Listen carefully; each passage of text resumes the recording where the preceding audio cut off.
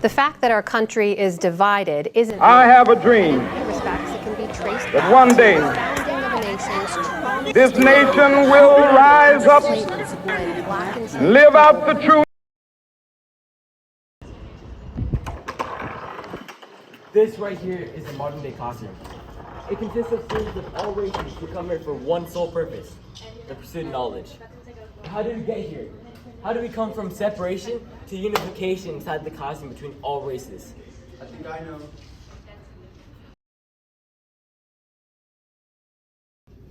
So tell me what you know.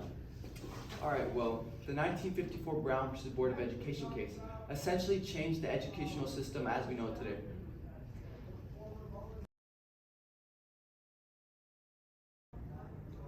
It also overrid the previous separate but equal doctrine that was originally established by the Supreme Court years earlier in the Plessy versus Ferguson case.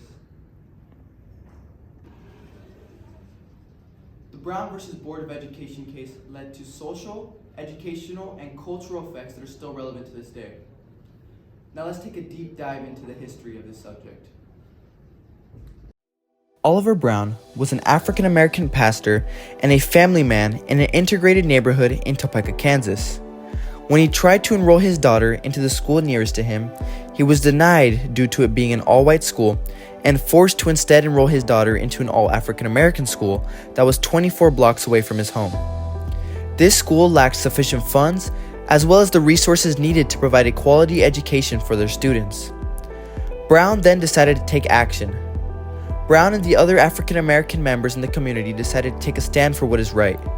Together, the community filed a class action lawsuit against the Board of Education of Topeka Public School, representing the National Association for the Advancement of Colored People.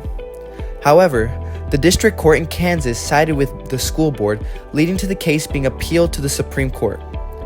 On May 17, 1954, a unanimous decision stood in favor of Brown, ruling that segregation was unconstitutional and that separate is not equal.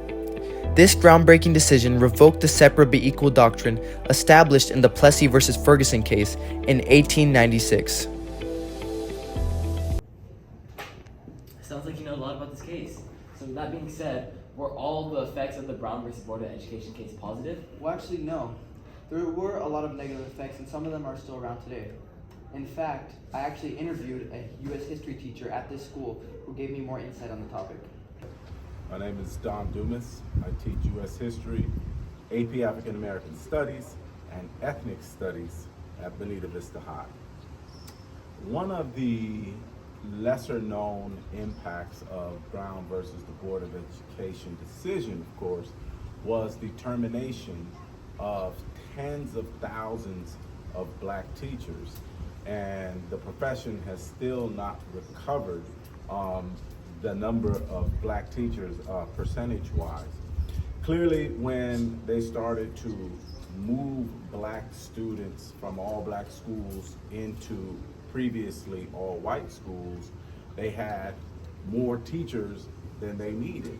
And of course, every school district, if given the choice, whether or not to put a black teacher in charge of white students or just firing the black teacher and retaining the white teacher, that's what they did.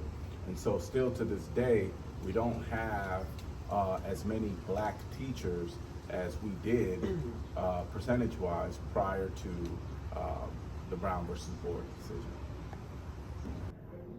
Wow, thank you for telling me that. I didn't know that this was an effect of the Brown versus Board of Education case. Oh yeah, no problem. As we can now see, although the Brown versus Board of Education case did not completely solve black and white segregation, It was a leap in the right direction to eradicate it.